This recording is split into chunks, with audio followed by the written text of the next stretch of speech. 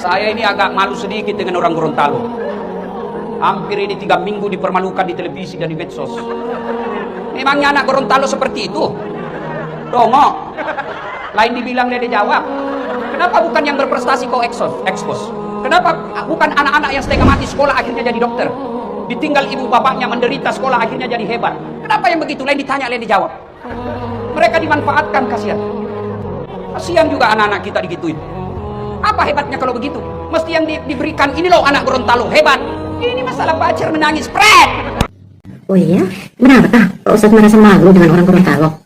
Kira-kira apa sih yang bikin Pak Ustadz malu dengan orang Gorontalo? Apa karena Pak Ustadz merasa karena sama-sama orang Gorontalo? Kan enggak. Apa karena Pak Ustadz merasa masih kerabatnya anak yang Pak Ustadz maksud? Enggak juga kan? Nah terus apa sebenarnya yang bikin Pak Ustadz malu dengan orang Gorontalo? Saya nggak percaya, nggak yakin kalau Pak Ustadz malu. Kenapa? Begitu anak Gorontalo sama-sama orang Gorontalo enggak, satu suku enggak. Jadi nggak ada alasan loh, nggak nyambung gitu loh. Tapi kalau Pak Ustadz bilang saya malu dengan kelakuan FS ini, dia polisi melakukan tindakan kejahatan pembunuhan, merekayasa kasus, memanfaatkan jabatan dan wewenangnya untuk melakukan tindak kejahatan. Benar-benar saya malu. Nah, itu baru saya yakin, itu baru benar. Karena apa? FS orang Sulawesi Selatan, Pak Ustadz juga orang Sulawesi Selatan. Jadi wajar Pak Ustadz malu. Meskipun logikanya ya, Pak Ustadz tak perlu malu dengan perbuatan FS. Karena netizen yang membuli dan marah kepada beliau hanya marah dengan oknumnya, hanya marah dengan perbuatannya, bukan marah dengan daerahnya, bukan marah dengan tanah kelahirannya. Apalagi membenci FS lantas langsung keingat Pak Ustadz Dasat Latif. Bukan seperti itu. Tapi kalau orang Gorontalo ya tentang Fajar, nggak mungkin Pak Ustadz malu. Malunya di mana? Nggak nyambung, nggak ada hubungan. Orang Pak Ustadz bukan orang Gorontalo kok, keluarga juga bukan, ya kan? Ya seumpama Pak Ustadz itu sama-sama orang Gorontalo, sama-sama provinsi Gorontalo, dan merasa malu dengan orang Gorontalo. Terus kenapa kalau merasa malu? Kenapa ujung-ujungnya mencemooh? Ujung-ujungnya menghina gitu, mengatakan dongo, orang Gorontalo dongo, ya kan? Itu menghina. Jadi kalau merasa malu, ya benar-benar merasa malu, bukan kayak gitu. Nggak mungkin menghina kalau merasa malu. Jadi nggak bisa dipercaya gitu. Saya jadi berpikir, Pak Ustadz ini kan penceramahnya, panutan gitu ya. Apa mungkin Pak Ustadz sudah kehabisan bahan untuk ceramah? Kok tiba-tiba sudah berubah jadi tukang olok-olok gitu? Menghina, merendahkan. Emang setinggi apa sih Pak Ustadz derajatnya? Hah? Merendahkan banget. Mengatakan, emang orang Gorontalo begitu ya? Dongo. Nah ini orang Gorontalo, dongo gitu. Sedangkan ya, setahu saya dalam Al-Quran itu, Allah sudah mengatakan di situ, janganlah suatu kaum mengolok-olok kaum yang lain.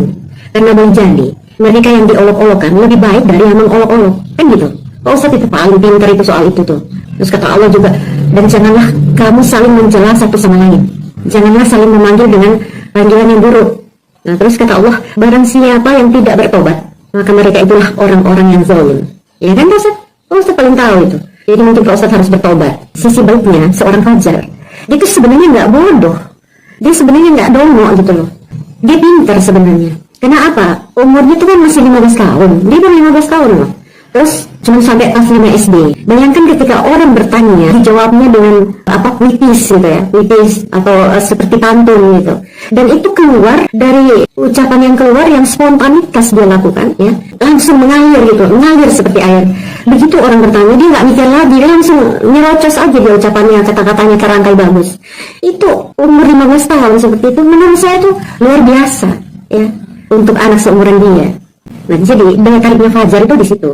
Dan kenapa media pertelevisian itu ada banyak yang mengekspos atau katakanlah menayangkan Fajar, mengundang Fajar, itu karena mereka melihat minat dari masyarakat gitu loh. Ya mungkin karena masyarakat sudah bosan dengan tayangan-tayangan seperti yang berbulan-bulan nggak ada kelar-kelarnya, yang bikin masyarakat nggak puas gitu ya. Ya seperti tayangan sidang CFS itu. Jadi mungkin masyarakat sudah bosan dengan itu. Jadi masyarakat itu butuh hiburan gitu. Ya ini Fajar ini kan orangnya lucu ya, dia dengan gaya dan ekspresinya yang menangis dia punya pacar putus cinta. Nah kemudian iseng-iseng, nah ini mungkin temannya si Fajar ini merasa lucu dengan mimiknya Fajar seperti itu, jadi dia upload ke TikTok. Nah ternyata di situ viral itu banyak yang nonton itu. Dia sering menangis begini begitu, dia sering mengeluh begini begitu, itu banyak yang menonton. Nah jadi televisi itu melihat minat masyarakat gitu loh. Televisi itu kan tujuan mereka itu kan untuk menayangkan sesuatu yang disukai oleh masyarakat, yang diminati oleh masyarakat. Nah kebetulan video tentang Fajar ini di TikTok viral, banyak ditonton oleh orang ya, oleh masyarakat, itu menandakan bahwa minat dari masyarakat ini seperti ini gitu, yang lucu gitu loh. Karena gaya dan karakternya Fajar ya, dia menyampaikan itu lucu gitu, unik gitu kan. Nah jadi televisi itu melihatnya di situ, oh ternyata anak ini menyenangkan hati masyarakat ya, menyenangkan di mananya, uniknya itu loh, lucunya itu loh gitu. Jadi karena banyak orang menonton, maka Fajar diundang seperti itu. Tapi sebenarnya Fajar nggak bodoh, dia juga punya talenta kok kelihatan. Dia punya karakter yang lucu gitu.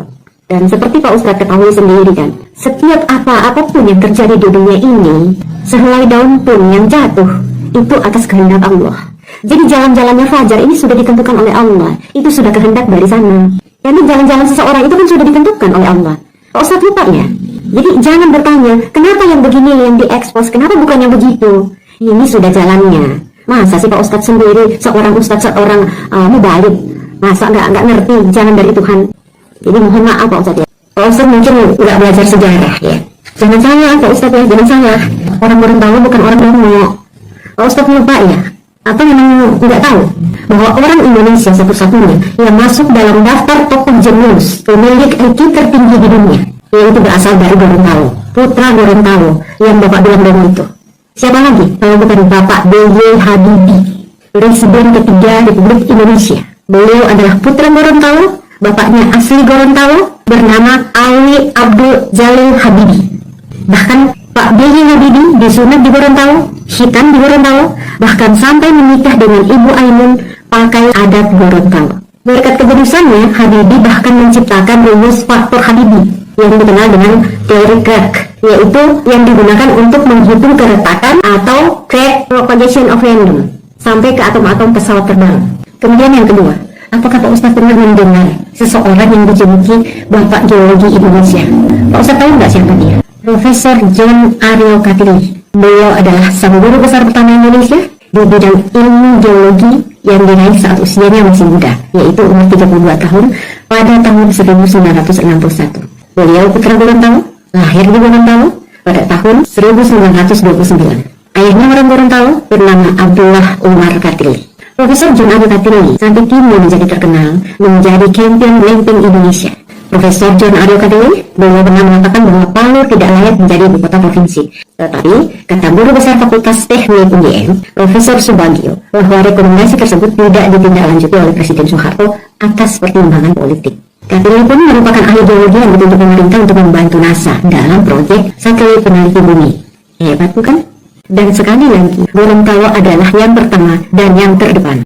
Pada tahun 1954, seorang putra Gorontalo lahir di Gorontalo bernama Dr. H. Pait M. Gobel mendirikan sebuah PT yang bernama Transistor Radio Manufacturing di Jakarta, yaitu di Cawang. Beliau adalah pelopor dari pabrik radio transistor pertama di Indonesia dengan brand Cawang. Hebat kan? Pelopor dari pabrik radio transistor pertama di Indonesia. Dan kemudian pada tahun 1997, Pak Gobel bekerjasama dengan perusahaan Matsushita Electric sekaligus menandai lahirnya PT Nasional Gobel yang fokus pada peraktikan peralatan elektrik rumah tangga, yang waktu itu memproduksi alat komunikasi bagi bangsa Indonesia, yaitu berupa televisi, dan pertama kalinya diberikan kepada ibu negara, yaitu Ibu Fatmawati Soekarno. Dan sekali lagi, Gorontalo adalah yang pertama dan yang terdepan. Yang mungkin sebagai mubalik Pak Ustadz pasti tahu bahwa pada tahun 1979, seorang wanita asal Gorontalo yang bernama Hajah Sarini Abdullah memberikan kebanggaan bagi bangsa Indonesia karena beliau adalah Korea yang pertama kalinya memberikan hadiah juara 1 untuk Indonesia pada kejuaraan MTQ tingkat internasional. Jadi seorang Korea yang pertama kali mendapat juara 1 terbaik 1 dunia mewakili Indonesia dan mengalahkan Korea dunia lainnya, itu adalah Hajah Sarini Abdullah asal Gorontalo. Dan sekali lagi, Gorontalo adalah yang pertama dan yang terdepan. Jadi jangan pernah mengatakan orang Gorontalo dongo, karena pada faktanya sejarah mencatat bahwa orang hebat selalu terdepan dan terkemuka dan yang pertama berasal dari Gorontalo.